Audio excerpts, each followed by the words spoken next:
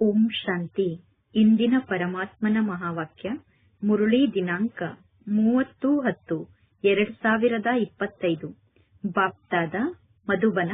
ಮಧುರ ಮಕ್ಕಳೇ, ನೀವೀಗ ಬಹಳಷ್ಟು ಸಾಧಾರಣರಾಗಿ ಇರಬೇಕು. ಫ್ಯಾಷನಬಲ್ ಆದಂತಹ ಬಹಳ ಒಳ್ಳೆಯ ಬಟ್ಟೆಯನ್ನು ಧರಿಸಿಕೊಂಡರೂ ಕೂಡ ದೇಹಾಭಿಮಾನ ಬರುತ್ತದೆ. ಸುಂದರವಾದಂತಹ ಬಹಳ ಒಳ್ಳೆಯ ರೇಟ್ನ ಬಟ್ಟೆಯನ್ನು ಧರಿಸಿಕೊಂಡರೂ ಕೂಡ ದೇಹಾಭಿಮಾನ ಬರುತ್ತದೆ. ಇಂದಿನ ಪ್ರಶ್ನೆಯಾಗಿದೆ, ಅದೃಷ್ಟದಲ್ಲಿ ಶ್ರೇಷ್ಠ ಪದವಿಯನ್ನು ಪಡೆದುಕೊಳ್ಳುವಂತಹ ಭಾಗ್ಯ ಇರದೇ ಇದ್ದರೆ ಯಾವೊಂದು ಮಾತಿನಲ್ಲಿ ಮಕ್ಕಳು ಸುಸ್ತಾಗಿ ಬಿಡುತ್ತಾರೆ? ಉತ್ತರ, ಪರಮಾತ್ಮ ತಂದೆ ತಿಳಿಸುತ್ತಾರೆ, ಮಕ್ಕಳೇ, ಸ್ವಯಂವನ್ನು ಸುಧಾರಣೆ ಮಾಡಿಕೊಳ್ಳುವುದಕ್ಕೋಸ್ಕರ ಚಾರ್ಟ್ ಅನ್ನು ಬರೆಯಿರಿ. ನೆನಪಿನ ಚಾರ್ಟ್ ಅನ್ನು ಬರೆಯುವುದರಿಂದ ಬಹಳಷ್ಟು ಲಾಭ ಆಗುತ್ತದೆ. ಚಾರ್ಟ್ ಅನ್ನು ಬರೆಯುವುದಕ್ಕೋಸ್ಕರ ನೋಟ್ಬುಕ್ ಸದಾ ನಿಮ್ಮ ಕೈಯಲ್ಲೇ ಇರಬೇಕು. ನೀವು ಸ್ವಯಂವನ್ನು ಚೆಕ್ ಮಾಡಿಕೊಳ್ಳಿ. ಇಡೀ ದಿನದಲ್ಲಿ ಎಷ್ಟು ಸಮಯ ಪರಮಾತ್ಮ ತಂದೆಯನ್ನು ನೆನಪು ಮಾಡಿದೆ? ನನ್ನ ರಿಜಿಸ್ಟರ್ ಇಡೀ ದಿನ ಹೇಗಿತ್ತು? ನನ್ನ ನಡತೆ ದೈವಿ ನಡತೆ ಆಗಿತ್ತು ತಾನೆ?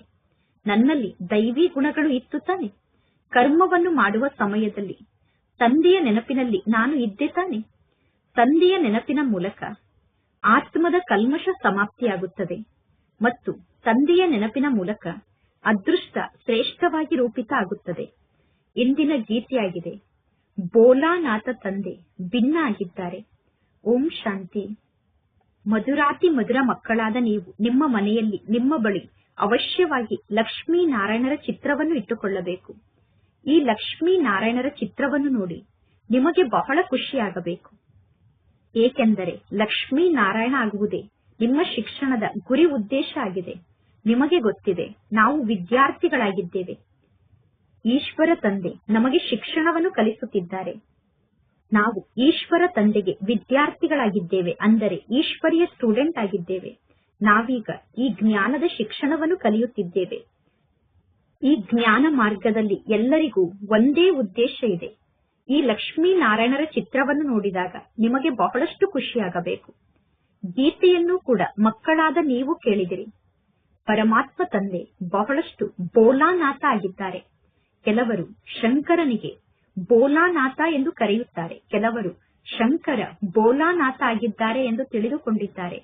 ಪುನಃ ಶಿವಶಂಕರ ಇಬ್ಬರು ಒಬ್ಬರೇ ಆಗಿದ್ದಾರೆ ಎಂದು ಇಬ್ಬರನ್ನೂ ಸೇರಿಸಿ ಬಿಡುತ್ತಾರೆ. ಈಗ ನಿಮಗೆ ಗೊತ್ತಿದೆ, ಶಿವತಂದೆ ಸರ್ವಶ್ರೇಷ್ಠ ಭಗವಂತ ಆಗಿದ್ದಾರೆ ಮತ್ತು ಶಂಕರ ದೇವತೆ ಆಗಿದ್ದಾರೆ. ಶಿವ ಭಗವಂತ ಶಂಕರ ದೇವತೆ ಅಂದ ಮೇಲೆ ಇಬ್ಬರು ಒಬ್ಬರೇ ಆಗಲು ಹೇಗೆ ಸಾಧ್ಯ? ಭಕ್ತರ ರಕ್ಷಣೆಯನ್ನು ಮಾಡುವಂತವರು ಭಗವಂತ ಆಗಿದ್ದಾರೆ ಎಂದು ಗೀತೆಯನ್ನು ಕೇಳಿದಿರಿ. ಅಂದ ಮೇಲೆ ಅವಶ್ಯವಾಗಿ ಭಕ್ತರ ಜೀವನದಲ್ಲಿ ಅಂತಹ ಯಾವುದೋ ಕಷ್ಟ ಅಥವಾ ತೊಂದರೆ ಬಂದಿದೆ. ಅದಕ್ಕೋಸ್ಕರ ಭಗವಂತ ತಂದೆ ಭಕ್ತರ ರಕ್ಷಣೆಯನ್ನು ಮಾಡಬೇಕಾಗುತ್ತದೆ. ಎಲ್ಲರೂ ಭಕ್ತರಾಗಿದ್ದಾರೆ. ಈಗ ಯಾರಿಗೂ ಜ್ಞಾನಿಗಳು ಎಂದು ಕರೆಯಲು ಸಾಧ್ಯ ಇಲ್ಲ. ಜ್ಞಾನವೇ ಬೇರೆ ಆಗಿದೆ, ಭಕ್ತಿಯೇ ಸಂಪೂರ್ಣ ಬೇರೆ ಆಗಿದೆ. ಹೇಗೆ ಶಿವ ಮತ್ತು ಶಂಕರ ಇಬ್ಬರೂ ಬೇರೆ ಬೇರೆ ಆಗಿದ್ದಾರೆ. ಯಾವಾಗ ಜ್ಞಾನ ಪ್ರಾಪ್ತಿಯಾಗುತ್ತದೆಯೋ, ಜ್ಞಾನ ಸಿಕ್ಕ ನಂತರ ಪುನಃ ಭಕ್ತಿ ಇರುವುದಿಲ್ಲ. ನೀವು ಸುಖಧಾಮಕ್ಕೆ ಮಾಲೀಕರಾಗುತ್ತೀರಾ. ಅರ್ಧ ಕಲ್ಪಕ್ಕೋಸ್ಕರ ನಮಗೆ ಸದ್ಗತಿ ಪ್ರಾಪ್ತಿಯಾಗುತ್ತದೆ. ಕೇವಲ ಒಂದೇ ಒಂದು ಮಾತಿನ ಸೂಚನೆಯ ಮೂಲಕ ನೀವು ಅರ್ಧ ಕಲ್ಪದ ಆಸ್ತಿಯನ್ನು ಪಡೆದುಕೊಳ್ಳಬಹುದು. ನೀವೀಗ ನೋಡುತ್ತೀರಾ, ಭಕ್ತರ ಜೀವನದಲ್ಲಿ ಎಷ್ಟೊಂದು ಕಷ್ಟ ಇದೆ. ಜ್ಞಾನದ ಮೂಲಕ ನೀವು ದೇವತೆಗಳಾಗುತ್ತೀರಾ. ನಂತರ ಯಾವಾಗ ಭಕ್ತರ ಜೀವನದಲ್ಲಿ ತೊಂದರೆ ಬರುತ್ತದೆಯೋ, ಅಂದರೆ ಭಕ್ತರ ಜೀವನದಲ್ಲಿ ದುಃಖ ಜಾಸ್ತಿ ಆಗುತ್ತದೆಯೋ, ಆಗ ಭಗವಂತ ತಂದೆ ಈ ಸೃಷ್ಟಿಗೆ ಬರುತ್ತಾರೆ. ಪರಮಾತ್ಮ ತಂದೆ ತಿಳಿಸುತ್ತಾರೆ, ನಾಟಕದ ಅನುಸಾರ ಮೊದಲು ಏನೆಲ್ಲ ಆಗಿದೆಯೋ ಅದು ಪುನಃ ಪುನರಾವರ್ತನೆ ಆಗಲೇಬೇಕು. ಪುನಃ ಭಕ್ತಿ ಮಾರ್ಗ ಪ್ರಾರಂಭ ಆಗುತ್ತದೆ.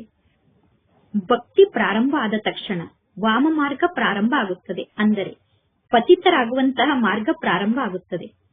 ಪತಿತರಾಗುವಂತಹ ಮಾತಿನಲ್ಲೂ ಕೂಡ ನಂಬರ್ 1 ವಿಕಾರ ಕಾಮ ವಿಕಾರ ಆಗಿದೆ.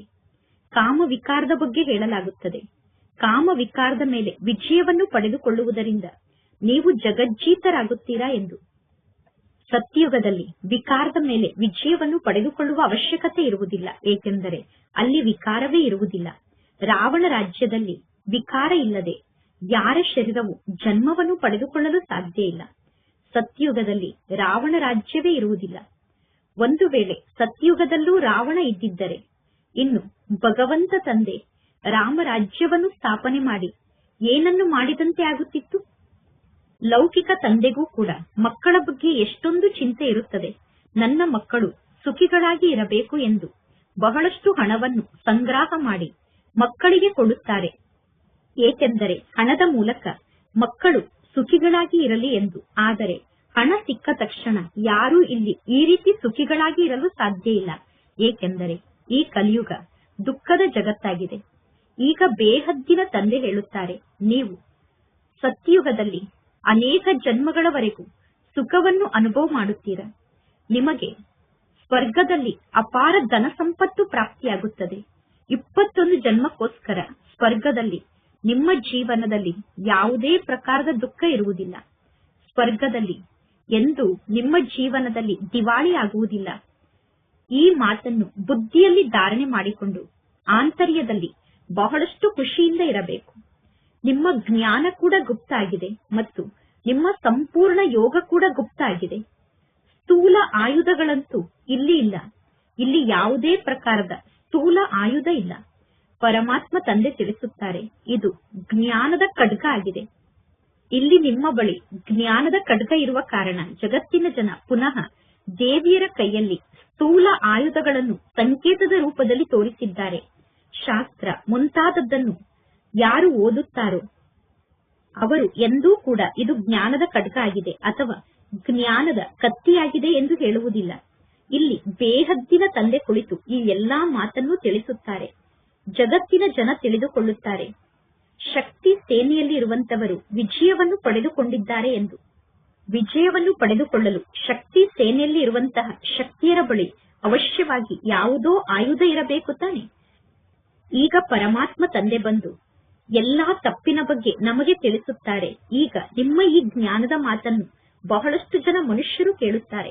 ಒಂದು ದಿನ ವಿದ್ವಾನ್ ಪಂಡಿತರು ಮುಂತಾದವರು ಕೂಡ ಜ್ಞಾನವನ್ನು ಕೇಳಲು ಬರುತ್ತಾರೆ. ಪರಮಾತ್ಮ ತಂದೆ ಬೇಹದ್ದಿನ ತಂದೆ ಆಗಿದ್ದಾರೆ ತಾನೆ. ಮಕ್ಕಳಾದ ನೀವು ತಂದೆಯ ಶ್ರೀಮತದಂತೆ ನಡೆಯಬೇಕು. ಶ್ರೀಮತದಂತೆ ನಡೆದಾಗ ನಿಮ್ಮ ಕಲ್ಯಾಣ ಆಗುತ್ತದೆ.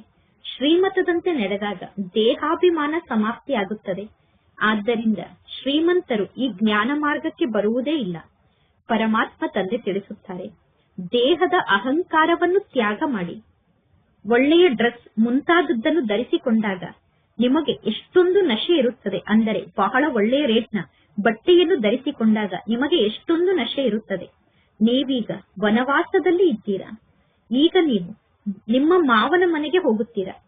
ಮಾವನ ಮನೆಯಾದಂತಹ ಸತ್ಯಯುಗದಲ್ಲಿ ನೀವು ಬಹಳಷ್ಟು ಆಭರಣಗಳನ್ನು ಧರಿಸಿಕೊಳ್ಳುತ್ತೀರಾ. ಪರಮಾತ್ಮ ತಂದೆ ತಿಳಿಸುತ್ತಾರೆ, ಈಗ ಇಲ್ಲಿ ನೀವು ಬಹಳ ಒಳ್ಳೆಯ ರೇಟ್ನ ಬಟ್ಟೆಯನ್ನು ಧರಿಸಿಕೊಳ್ಳಬಾರದು. ಅಂದರೆ ಬಹಳಷ್ಟು ಬೆಲೆ ಬಾಳುವಂತಹ ಒಳ್ಳೆಯ ಬಟ್ಟೆಯನ್ನು ಇಲ್ಲಿ ನೀವು ಧರಿಸಿಕೊಳ್ಳಬಾರದು. ಪರಮಾತ್ಮ ತಂದೆ ತಿಳಿಸುತ್ತಾರೆ, ನೀವೀಗ ಸಂಪೂರ್ಣ ಸಾಧಾರಣವಾಗಿ ಜೀವನವನ್ನು ನಡೆಸಬೇಕು. ಹೇಗೆ ಬ್ರಹ್ಮ ತಂದೆ ಸಾಧಾರಣವಾಗಿ ಜೀವನವನ್ನು ನಡೆಸುತ್ತಿದ್ದಾರೆ, ನಾನು ಹೇಗೆ ಸಾಧಾರಣವಾಗಿದ್ದು ಕರ್ಮವನ್ನು ಮಾಡುತ್ತೇನೋ ಅದೇ ರೀತಿ ಮಕ್ಕಳಾದ ನೀವೂ ಕೂಡ ಸಾಧಾರಣವಾಗಿ ಜೀವನವನ್ನು ನಡೆಸಬೇಕು ಎಂದು ತಂದೆ ಹೇಳುತ್ತಾರೆ. ಇಲ್ಲದಿದ್ದರೆ ನಿಮಗೆ ದೇಹಾಭಿಮಾನ ಬರುತ್ತದೆ. ಈ ಎಲ್ಲಾ ಮಾತು ನಿಮಗೆ ಬಹಳಷ್ಟು ನಷ್ಟವನ್ನು ಮಾಡುತ್ತದೆ. ಅಂದರೆ ನೀವು ಬಹಳ ಒಳ್ಳೆಯ ರೇಟ್ನ ಬಟ್ಟೆಯನ್ನು ಧರಿಸಿಕೊಂಡರೆ ನಿಮಗೇ ನಷ್ಟ ಆಗುತ್ತದೆ. ಏಕೆಂದರೆ ನೀವು ದೇಹಾಭಿಮಾನಕ್ಕೆ ವಶ ಆಗುತ್ತೀರಾ. ನಿಮಗೆ ಗೊತ್ತಿದೆ, ನಾವೀಗ ನಮ್ಮ ಮಾವನ ಮನೆಗೆ ಹೋಗುತ್ತೇವೆ. ನಮ್ಮ ಮಾವನ ಮನೆಯಾದಂತಹ ಸತ್ಯಯುಗದಲ್ಲಿ ನಮಗೆ ಬಹಳಷ್ಟು ಆಭರಣ ಸಿಗುತ್ತದೆ. ಈ ಕಲಿಯುಗದಲ್ಲಿ ನಾವು ಆಭರಣ ಮುಂತಾದದ್ದನ್ನು ಧರಿಸಿಕೊಳ್ಳುವುದಿಲ್ಲ. ಏಕೆಂದರೆ ವರ್ತಮಾನ ಸಮಯದಲ್ಲಿ ಬಹಳಷ್ಟು ಕಳ್ಳತನ ನಡೆಯುತ್ತದೆ. ಮಾರ್ಗದ ಮಧ್ಯದಲ್ಲೇ ಕಳ್ಳರು ನಿಮ್ಮ ಬಳಿ ಇರುವಂತಹ ಆಭರಣವನ್ನು ಲೂಟಿ ಮಾಡಿಕೊಂಡು ಹೋಗುತ್ತಾರೆ. ದಿನ ಪ್ರತಿದಿನ ಕಳೆದಂತೆ ಗಲಾಟೆ ಮುಂತಾದದ್ದು ಜಾಸ್ತಿ ಆಗುತ್ತಾ ಹೋಗುತ್ತದೆ. ಆದ್ದರಿಂದ ಪರಮಾತ್ಮ ತಂದೆ ತಿಳಿಸುತ್ತಾರೆ, ಸ್ವಯಂ ಅನ್ನು ಆತ್ಮ ಎಂದು ತಿಳಿದುಕೊಂಡು ತಂದೆಯಾದ ನನ್ನನ್ನು ನೀವು ನೆನಪು ಮಾಡಿ. ದೇಹಾಭಿಮಾನಕ್ಕೆ ವಶ ಆದಾಗ ತಂದೆಯನ್ನು ಮರೆತು ಬಿಡುತ್ತೀರಾ. ಈಗ ತಂದೆಯನ್ನು ನೆನಪು ಮಾಡುವಂತಹ ಪರಿಶ್ರಮವನ್ನು ಇಲ್ಲಿ ನೀವು ಪಡಬೇಕು. ಸಂಗಮ ಯುಗದಲ್ಲೇ ನಿಮಗೆ ತಂದೆಯನ್ನು ನೆನಪು ಮಾಡುವಂತಹ ಪರಿಶ್ರಮವನ್ನು ಪಡುವಂತಹ ಕಾರ್ಯ ಸಿಗುತ್ತದೆ. ಇನ್ನು ಭಕ್ತಿ ಮಾರ್ಗದಲ್ಲಿ ಎಂದೂ ಕೂಡ ಈ ರೀತಿ ನೀವು ಪರಿಶ್ರಮವನ್ನು ಪಡುವುದಿಲ್ಲ. ಈಗ ನೀವು ಸಂಗಮ ಯುಗದ ನಿವಾಸಿಗಳಾಗಿದ್ದೀರಾ. ನಿಮಗೆ ಗೊತ್ತಿದೆ, ಪರಮಾತ್ಮ ತಂದೆ ಬಂದಿರುವುದೇ ಪುರುಷೋತ್ತಮ ಸಂಗಮ ಯುಗದಲ್ಲಿ. ಈಗ ಅವಶ್ಯವಾಗಿ ಯುದ್ಧ ನಡೆಯುತ್ತದೆ. ಬಹಳಷ್ಟು ಆಟಮಿಕ್ ಬಾಂಬ್ಸ್ ಅನ್ನು ನಿರ್ಮಾಣ ಮಾಡುತ್ತಿರುತ್ತಾರೆ. ಬಾಂಬ್ಸ್ ಅನ್ನು ನಿರ್ಮಾಣ ಮಾಡುವುದನ್ನು ನಿಲ್ಲಿಸಬೇಕು ಎಂದು ನೀವು ಎಷ್ಟೇ ತಲೆಯನ್ನು ಚಚ್ಚಿಕೊಂಡರೂ ಕೂಡ ಈಗ ಬಾಂಬ್ಸ್ ನಿರ್ಮಾಣ ಆಗುವುದು ನಿಲ್ಲಲು ಸಾಧ್ಯ ಇಲ್ಲ. ಈ ರೀತಿ ಬಾಂಬ್ಸ್ ಅನ್ನು ತಯಾರು ಮಾಡುವುದು ಕೂಡ ನಾಟಕದಲ್ಲಿ ಫಿಕ್ಸ್ ಆಗಿದೆ.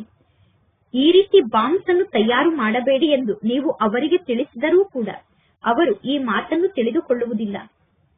ಈಗ ಸಾವು ಬರಲೇಬೇಕು, ಸಾವು ಬರಬೇಕು ಅಂದ ಮೇಲೆ ಬಾಂಬ್ಸ್ ಅನ್ನು ತಯಾರು ಮಾಡುವುದು ಹೇಗೆ ನಿಲ್ಲಲು ಸಾಧ್ಯ? ಎಲ್ಲರಿಗೂ ಗೊತ್ತಿದೆ, ಬಾಂಬ್ಸ್ ಅನ್ನು ತಯಾರು ಮಾಡುವುದನ್ನು ನಿಲ್ಲಿಸಲು ಸಾಧ್ಯ ಇಲ್ಲ. ಇದು ನಾಟಕದಲ್ಲಿ ಫಿಕ್ಸ್ ಆಗಿದೆ. ಯಾದವರು ಮತ್ತು ಕೌರವರು ಇಬ್ಬರ ವಿನಾಶ ಆಗಲೇಬೇಕು. ಯಾದವರು ಅಂದರೆ ಯುರೋಪ್ನ ನಿವಾಸಿಗಳಾಗಿದ್ದಾರೆ. ಯಾದವರ ಜೀವನದಲ್ಲಿ ವಿಜ್ಞಾನದ ಅಹಂಕಾರ ಇದೆ.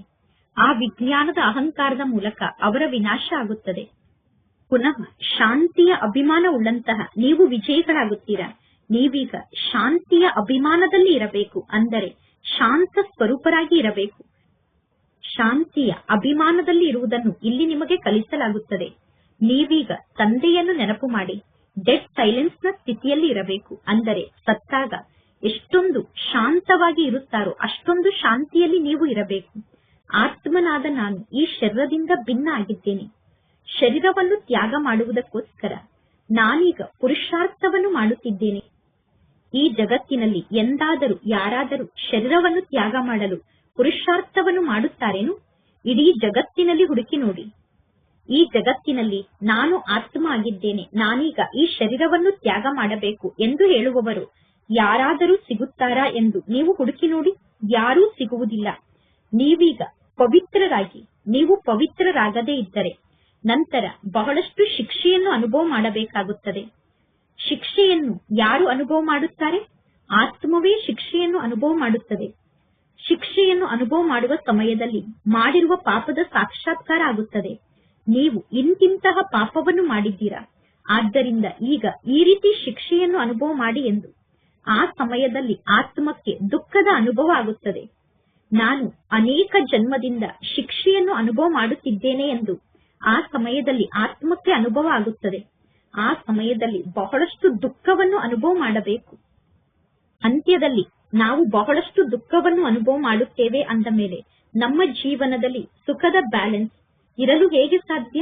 ಪರಮಾತ್ಮ ತಂದೆ ತಿಳಿಸುತ್ತಾರೆ, ಈಗ ನೀವು ಯಾವುದೇ ಪಾಪದ ಕಾರ್ಯವನ್ನು ಮಾಡಬೇಡಿ. ನಿಮ್ಮ ರಿಜಿಸ್ಟರ್ ಅನ್ನು ಇಟ್ಟುಕೊಳ್ಳಿ. ಪ್ರತಿಯೊಂದು ಶಾಲೆಯಲ್ಲೂ ಕೂಡ ನಡತೆ ಮತ್ತು ವ್ಯವಹಾರದ ರಿಜಿಸ್ಟರ್ ಅನ್ನು ಇಡುತ್ತಾರೆ.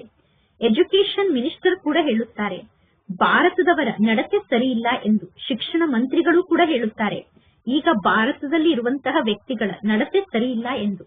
ನೀವೀಗ ಹೇಳಬೇಕು, ಇಲ್ಲಿ ನಾವು ಈ ಲಕ್ಷ್ಮೀ ನಾರಾಯಣರ ಸಮಾನ ಗುಣವುಳ್ಳವರನ್ನಾಗಿ ಮಾಡುತ್ತೇನೆ.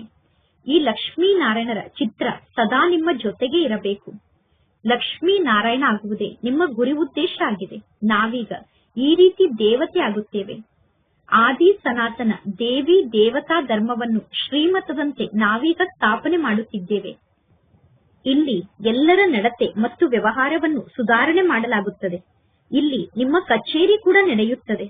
ಎಲ್ಲಾ ಸೆಂಟರ್ನಲ್ಲೂ ಮಕ್ಕಳು ಕಚೇರಿಯನ್ನು ನಡೆಸಬೇಕು. ಕಚೇರಿಯಲ್ಲಿ ಪ್ರತಿದಿನ ತಿಳಿಸಬೇಕು, ಚಾರ್ಟ್ ಅನ್ನು ಬರೆಯಿರಿ, ಆಗ ನಿಮ್ಮ ಸುಧಾರಣೆ ಆಗುತ್ತದೆ ಎಂದು. ಆದರೆ ಯಾರ ಅದೃಷ್ಟದಲ್ಲಿ ಇಲ್ಲವೋ ಅವರು ಪುನಃ ಚಾರ್ಟ್ ಅನ್ನು ಬರೆಯುವ ಮಾತಿನಲ್ಲಿ ಸುಸ್ತಾಗಿ ಬಿಡುತ್ತಾರೆ. ಚಾರ್ಟ್ ಅನ್ನು ಇಡುವುದು ಒಳ್ಳೆಯದಾಗಿದೆ. ನಿಮಗೆ ಗೊತ್ತಿದೆ, ನಾವೀಗ ಈ 84 ಜನ್ಮದ ಚಕ್ರದ ಬಗ್ಗೆ ಅರ್ಥ ಮಾಡಿಕೊಳ್ಳುವುದರಿಂದ ಚಕ್ರವರ್ತಿ ರಾಜ ಆಗುತ್ತೇವೆ. ಇದು ಎಷ್ಟೊಂದು ಸಹಜ ಮಾತಾಗಿದೆ. ಪುನಃ ಇಲ್ಲಿ ನಾವು ಪವಿತ್ರರಾಗಬೇಕು. ನೆನಪಿನ ಯಾತ್ರೆಯ ಚಾರ್ಟ್ ಅನ್ನು ಬರೆಯಬೇಕು. ನೆನಪಿನ ಯಾತ್ರೆಯ ಚಾರ್ಟ್ ಅನ್ನು ಬರೆಯುವುದರಿಂದ ನಿಮಗೆ ಬಹಳಷ್ಟು ಲಾಭ ಆಗುತ್ತದೆ. ಚಾರ್ಟ್ ಅನ್ನು ಬರೆಯಲು ನೀವು ನೋಟ್ಬುಕ್ ಅನ್ನು ಓಪನ್ ಮಾಡದೇ ಇದ್ದರೆ ನೀವು ತಂದೆಯನ್ನು ನೆನಪು ಮಾಡಿಲ್ಲ ಎಂದು ಅರ್ಥ. ನೋಟ್ಬುಕ್ ಸದಾ ನಿಮ್ಮ ಜೊತೆಗೇ ಇರಬೇಕು. ನೋಟ್ಬುಕ್ ಸದಾ ನಿಮ್ಮ ಕೈಯಲ್ಲೇ ಇರಬೇಕು. ಸ್ವಯಂನ ಚಾರ್ಟ್ ಅನ್ನು ನೋಡಿಕೊಳ್ಳಿ. ಇಡೀ ದಿನದಲ್ಲಿ ಎಷ್ಟು ಸಮಯ ನಾನು ತಂದೆಯನ್ನು ನೆನಪು ಮಾಡಿದೆ. ತಂದೆಯನ್ನು ನೆನಪು ಮಾಡದೇ ಇದ್ದರೆ ಆತ್ಮದ ಕಲ್ಮಶ ಸಮಾಪ್ತಿಯಾಗಲು ಸಾಧ್ಯ ಇಲ್ಲ. ಹೇಗೆ ಕಬ್ಬಿಣಕ್ಕೆ ತುಕ್ಕು ಹಿಡಿದಾಗ ಆ ತುಕ್ಕನ್ನು ಸಮಾಪ್ತಿ ಮಾಡುವುದಕ್ಕೋಸ್ಕರ ತುಕ್ಕು ಹಿಡಿದಂತಹ ವಸ್ತುವನ್ನು ಸೀಮೆ ಎಣ್ಣೆಯಲ್ಲಿ ಹಾಕುತ್ತಾರೆ. ಅದೇ ರೀತಿ ಕರ್ಮವನ್ನು ಮಾಡುತ್ತಿದ್ದರೂ ಕೂಡ ನೀವು ತಂದೆಯನ್ನು ನೆನಪು ಮಾಡಬೇಕು. ಆಗ ಪುರುಷಾರ್ಥದ ಫಲ ನಿಮಗೆ ಪ್ರಾಪ್ತಿಯಾಗುತ್ತದೆ. ತಂದೆಯನ್ನು ನೆನಪು ಮಾಡುವುದು ಪರಿಶ್ರಮದ ಮಾತಾಗಿದೆ ತಾನೆ. ಪರಿಶ್ರಮ ಪಡದೆ ಸುಮ್ಮನೆ ಯಾರೂ ನಿಮ್ಮ ತಲೆಯ ಮೇಲೆ ಕಿರೀಟವನ್ನು ಇಡಲು ಸಾಧ್ಯ ಇಲ್ಲ.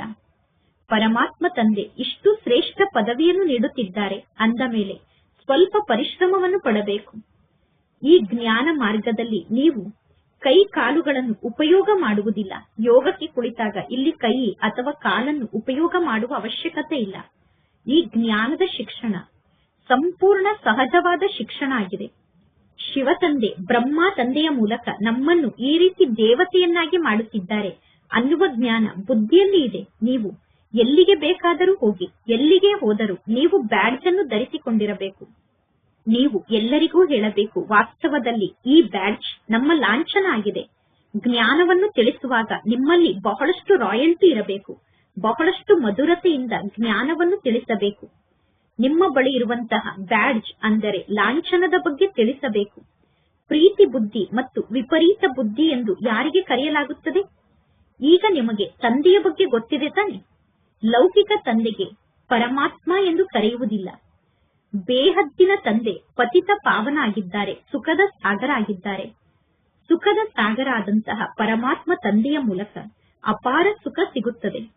ಅಜ್ಞಾನ ಕಾಲದಲ್ಲಿ ತಂದೆ ತಾಯಿ ಸುಖವನ್ನು ನೀಡುತ್ತಾರೆ ಎಂದು ಎಲ್ಲರೂ ತಿಳಿದುಕೊಳ್ಳುತ್ತಾರೆ. ತಂದೆ ತಾಯಿ ಮಾವನ ಮನೆಗೆ ಕಳಿಸುತ್ತಾರೆ. ಈಗ ಇದು ನಿಮ್ಮ ಬೇಹದ್ದಿನ ಮಾವನ ಮನೆಯಾಗಿದೆ. ಲೌಕಿಕದಲ್ಲಿ ಹೆಣ್ಣು ಮಕ್ಕಳು ಹೋಗುವಂತದ್ದು ಹದ್ದಿನ ಮಾವನ ಮನೆಯಾಗಿದೆ. ಲೌಕಿಕ ಜಗತ್ತಿನಲ್ಲಿ ತಂದೆ ತಾಯಿ 5 ಲಕ್ಷ ಅಥವಾ 7 ಲಕ್ಷ ಹಣವನ್ನು ಕೊಡಬಹುದು ಅಥವಾ 1 ಕೋಟಿ ಹಣವನ್ನು ಕೊಡಬಹುದು. ಇಲ್ಲಿ ಪರಮಾತ್ಮ ತಂದೆ ನಿಮಗೆ ಪದುಮಾ ಪದಂಪತಿ ಆಗುವಂತಹ ಮಕ್ಕಳೇ ಎಂದು ಹೆಸರನ್ನು ಇಟ್ಟಿದ್ದಾರೆ. ಸತ್ಯುಗದಲ್ಲಿ ಹಣದ ಮಾತೇ ಇರುವುದಿಲ್ಲ. ಏಕೆಂದರೆ ಸತ್ಯುಗದಲ್ಲಿ ಎಲ್ಲಾ ಪ್ರಾಪ್ತಿಯೂ ನಮಗೆ ಸಿಕ್ಕಿರುತ್ತದೆ. ಸತ್ಯುಗದಲ್ಲಿ ನಿಮ್ಮ ಬಳಿ ದೊಡ್ಡ ದೊಡ್ಡ ಮಹಲ್ ಇರುತ್ತದೆ. ಅನೇಕ ಜನ್ಮಗಳಿಗೋಸ್ಕರ ನಿಮಗೆ ಮಹಲ್ ಪ್ರಾಪ್ತಿಯಾಗುತ್ತದೆ. ಸುಧಾಮನ ಉದಾಹರಣೆ ಕೂಡ ಇದೆ ತಾನೆ. 1 ಮುಷ್ಟಿ ಅವಲಕ್ಕಿಯನ್ನು ಸುಧಾಮ ಕೊಟ್ಟರು ಅನ್ನುವ ಮಾತನ್ನು ಕಥೆಯಲ್ಲಿ ಕೇಳಿರುವ ಕಾರಣ ಅನೇಕರು ಇಲ್ಲಿಗೂ ಕೂಡ 1 ಮುಷ್ಟಿ ಅವಲಕ್ಕಿಯನ್ನು ತೆಗೆದುಕೊಂಡು ಬರುತ್ತಾರೆ. ಈಗ ಇಲ್ಲಿ ಆ ಒಣಗಿ ಹೋದಂತಹ ಅವಲಕ್ಕಿಯನ್ನು ಯಾರು ತಿನ್ನುತ್ತಾರೆ? ಒಣಗಿದಂತಹ ಅವಲಕ್ಕಿಯನ್ನು ತಿನ್ನಲು ಆಗುವುದಿಲ್ಲ ಎಂದು ಜೊತೆಗೆ ಸ್ವಲ್ಪ ಮಸಾಲೆಯನ್ನು ಕೂಡ ತೆಗೆದುಕೊಂಡು ಬರುತ್ತಾರೆ. ಎಷ್ಟೊಂದು ಪ್ರೀತಿಯಿಂದ ಮಧುಬನಕ್ಕೆ ಒಣಗಿದಂತಹ ಅವಲಕ್ಕಿಯನ್ನು ತೆಗೆದುಕೊಂಡು ಬರುತ್ತಾರೆ. ಬಾಬಾ, ನೀವು ನಮಗೆ ಅನೇಕ ಜನ್ಮಕ್ಕೋಸ್ಕರ ಪ್ರಾಪ್ತಿಯನ್ನು ಕೊಡುತ್ತೀರಾ, ಅದಕ್ಕೋಸ್ಕರ ನಾನೀಗ ನಿಮಗೆ ಈ ಒಣ ಅವಲಕ್ಕಿಯನ್ನು ಕೊಡುತ್ತೇನೆ ಎಂದು ಮಕ್ಕಳು ಹೇಳುತ್ತಾರೆ. ತಂದೆ ಅನೇಕ ಜನ್ಮಗಳಿಗೋಸ್ಕರ ಪ್ರಾಪ್ತಿಯನ್ನು ಕೊಡುವ ಕಾರಣ ಪರಮಾತ್ಮ ತಂದೆಗೆ ದಾತ ಎಂದು ಕರೆಯಲಾಗುತ್ತದೆ. ಭಕ್ತಿ ಮಾರ್ಗದಲ್ಲೂ ಕೂಡ ಈಶ್ವರನ ಹೆಸರಿನಲ್ಲಿ ದಾನವನ್ನು ನೀಡುವ ಕಾರಣ ಅಲ್ಪ ಕಾಲಕ್ಕೋಸ್ಕರ ಮುಂದಿನ ಜನ್ಮದಲ್ಲಿ ಅವರಿಗೆ ಫಲ ಪ್ರಾಪ್ತಿಯಾಗುತ್ತದೆ. ಕೆಲವರು ಬಡವರಿಗೆ ದಾನವನ್ನು ನೀಡುತ್ತಾರೆ, ಕೆಲವರು ಕಾಲೇಜನ್ನು ನಿರ್ಮಾಣ ಮಾಡಿಸುತ್ತಾರೆ. ಯಾರು ಕಾಲೇಜನ್ನು ನಿರ್ಮಾಣ ಮಾಡಿಸುತ್ತಾರೋ ಮುಂದಿನ ಜನ್ಮದಲ್ಲಿ ಅವರಿಗೆ ಶಿಕ್ಷಣದ ದಾನ ಪ್ರಾಪ್ತಿಯಾಗುತ್ತದೆ. ಯಾರು ಧರ್ಮಶಾಲೆಯನ್ನು ನಿರ್ಮಾಣ ಮಾಡುತ್ತಾರೋ ಅವರಿಗೆ ಮುಂದಿನ ಜನ್ಮದಲ್ಲಿ ಮಹಲ್ ಪ್ರಾಪ್ತಿಯಾಗುತ್ತದೆ. ಏಕೆಂದರೆ ಆ ಧರ್ಮಶಾಲೆಗೆ ಬಂದು ಅನೇಕರು ಸುಖವನ್ನು ಪಡೆದುಕೊಳ್ಳುತ್ತಾರೆ. ಇದು ಅನೇಕ ಜನ್ಮದ ಮಾತಾಗಿದೆ. ಈಗ ನಿಮಗೆ ಗೊತ್ತಿದೆ, ಶಿವ ತಂದೆಗೆ ನಾವು ಏನೆಲ್ಲವನ್ನು ಕೊಡುತ್ತೇವೋ ಅದೆಲ್ಲವೂ ನಮ್ಮ ಕೆಲಸಕ್ಕೇ ಬರುತ್ತದೆ. ಈಗ ನಾವು ಶಿವ ತಂದೆಗೆ ಏನೆಲ್ಲ ವಸ್ತುವನ್ನು ಸೇವೆಗೋಸ್ಕರ ನೀಡುತ್ತೇವೋ ಆ ಎಲ್ಲಾ ವಸ್ತುವನ್ನು ತಂದೆ ನಮ್ಮ ಕೆಲಸಕ್ಕೆ ಉಪಯೋಗ ಮಾಡುತ್ತಾರೆ. ಶಿವ ತಂದೆ ನಾವು ಕೊಟ್ಟಂತಹ ವಸ್ತುವನ್ನು ತಮ್ಮ ಬಳಿ ಇಟ್ಟುಕೊಳ್ಳುವುದಿಲ್ಲ. ಈ ಬ್ರಹ್ಮ ತಂದೆ ಕೂಡ ಶಿವ ತಂದೆಗೆ ಸರ್ವಸ್ವವನ್ನು ಕೊಟ್ಟರು.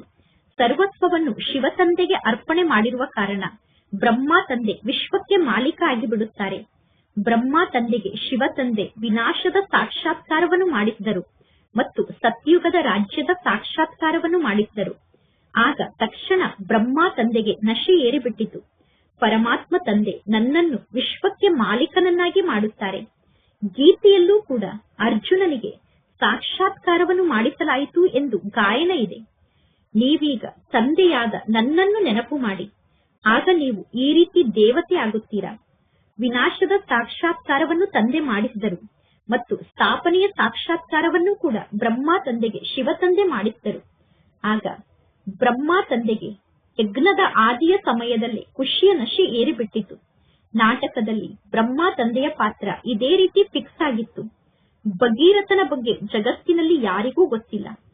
ಈಗ ಮಕ್ಕಳಾದ ನೀವು ಗುರಿ ಉದ್ದೇಶವನ್ನು ಬುದ್ಧಿಯಲ್ಲಿ ಇಟ್ಟುಕೊಳ್ಳಬೇಕು. ನಾನೀಗ ಈ ರೀತಿ ದೇವತೆ ಆಗುತ್ತೇನೆ. ಈಗ ನೀವು ಎಷ್ಟು ಜಾಸ್ತಿ ಪುರುಷಾರ್ಥವನ್ನು ಮಾಡುತ್ತೀರೋ ಅಷ್ಟು ಶ್ರೇಷ್ಠ ಪದವಿಯನ್ನು ಪಡೆದುಕೊಳ್ಳುತ್ತೀರಾ. ತಂದೆಯನ್ನೇ ಅನುಕರಣೆ ಮಾಡಿ ಎಂದು ಗಾಯನ ಕೂಡ ಇದೆ. ತಂದೆಯನ್ನೇ ಅನುಕರಣೆ ಮಾಡಿ ಅನ್ನುವುದು ಈ ಸಮಯದ ಮಾತಾಗಿದೆ. ಬೇಹದ್ದಿನ ತಂದೆ ತಿಳಿಸುತ್ತಾರೆ, ನಾನು ನಿಮಗೆ ಯಾವ ಸಲಹೆಯನ್ನು ನೀಡುತ್ತೇನೋ ಆ ಸಲಹೆಯನ್ನು ಅನುಕರಣೆ ಮಾಡಿ. ಈ ಬ್ರಹ್ಮ ತಂದೆ ಅಂತಹ ಯಾವ ಕರ್ತವ್ಯವನ್ನು ಮಾಡಿದ್ದಾರೆ ಅನ್ನುವ ಮಾತಿನ ಬಗ್ಗೆ ಶಿವ ತಂದೆ ನಮಗೆ ತಿಳಿಸುತ್ತಾರೆ. ಶಿವ ತಂದೆಗೆ ವ್ಯಾಪಾರಿ, ರತ್ನಗಳ ಮಾಲೀಕ, ಜಾದೂಗರ್ ಎಂದು ಕರೆಯಲಾಗುತ್ತದೆ. ಈ ಬ್ರಹ್ಮ ತಂದೆ ಇದ್ದಕ್ಕಿದ್ದಂತೆ ತಮ್ಮ ಸರ್ವಸ್ವವನ್ನು ತ್ಯಾಗ ಮಾಡಿಬಿಟ್ಟರು.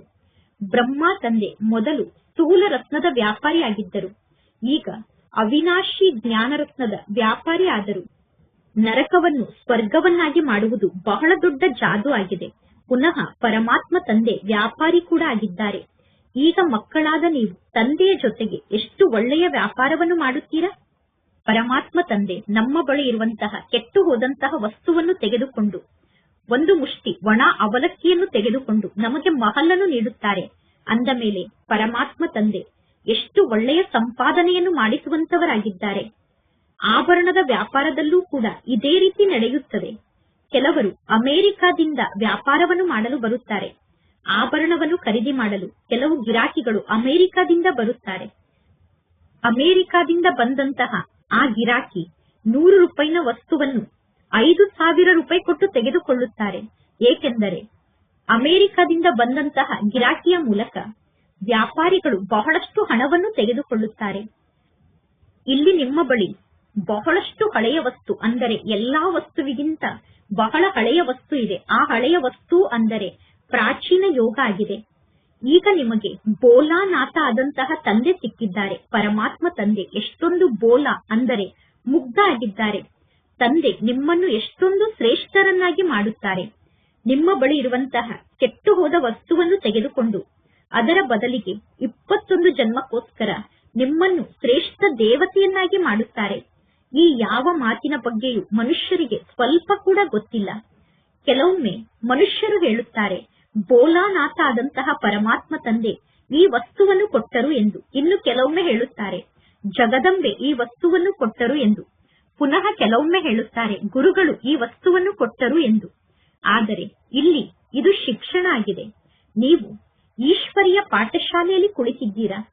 ಈಶ್ವರಿಯ ಪಾಠಶಾಲೆ ಎಂದು ಗೀತೆಗೆ ಕರೆಯಲಾಗುತ್ತದೆ. ಗೀತೆಯಲ್ಲಿ ಭಗವಾನ್ ವಾಚಿದೆ. ಆದರೆ ಭಗವಂತ ಎಂದು ಯಾರಿಗೆ ಕರೆಯಲಾಗುತ್ತದೆ ಅನ್ನುವುದು ಯಾರಿಗೂ ಗೊತ್ತಿಲ್ಲ. ಪರಂಪಿತ ಪರಮಾತ್ಮ ತಂದೆಯ ಬಗ್ಗೆ ನಿಮಗೆ ಗೊತ್ತಿದೆ ಎಂದು ನೀವು ಯಾರನ್ನಾದರೂ ಕೇಳಿ. ಅವರು ಹೇಳುತ್ತಾರೆ, ಪರಮಾತ್ಮ ತಂದೆ ತೋಟದ ಮಾಲೀಕ ಆಗಿದ್ದಾರೆ. ತೋಟದ ಮಾಲೀಕ ಆದಂತಹ ತಂದೆ ನಿಮ್ಮನ್ನು ಮುಳ್ಳಿನಿಂದ ಹೂವನ್ನಾಗಿ ಮಾಡುತ್ತಿದ್ದಾರೆ. ಸತ್ಯುಗಕ್ಕೆ ಪರಮಾತ್ಮ ತಂದೆಯ ಹೂದೋಟ ಎಂದು ಕರೆಯಲಾಗುತ್ತದೆ. ಯುರೋಪ್ನ ನಿವಾಸಿಗಳು ಸತ್ಯುಗಕ್ಕೆ ಪ್ಯಾರಡೈಸ್ ಎಂದು ಕರೆಯುತ್ತಾರೆ. ಅವಶ್ಯವಾಗಿ ಭಾರತ ಸ್ವರ್ಗ ಆಗಿತ್ತು, ಈಗ ಸ್ಮಶಾನ ಆಗಿದೆ. ಈಗ ಪುನಃ ನೀವು ಸ್ವರ್ಗಕ್ಕೆ ಮಾಲೀಕರಾಗುತ್ತೀರಾ. ಪರಮಾತ್ಮ ತಂದೆ ಬಂದು ಮಲಗಿರುವ ನಿಮ್ಮನ್ನು ಜಾಗೃತರನ್ನಾಗಿ ಮಾಡುತ್ತಾರೆ. ನಂಬರ್ ವಾರ್ ಪುರುಷಾರ್ಥದ ಅನುಸಾರ ಈ ಜ್ಞಾನದ ಮಾತನ್ನು ನೀವು ಅರ್ಥ ಮಾಡಿಕೊಂಡಿದ್ದೀರಾ. ಯಾರು ಸ್ವಯಂ ಜಾಗೃತರಾಗುತ್ತಾರೋ ಅವರು ಪುನಃ ಅನ್ಯರನ್ನು ಜಾಗೃತರನ್ನಾಗಿ ಮಾಡುತ್ತಾರೆ.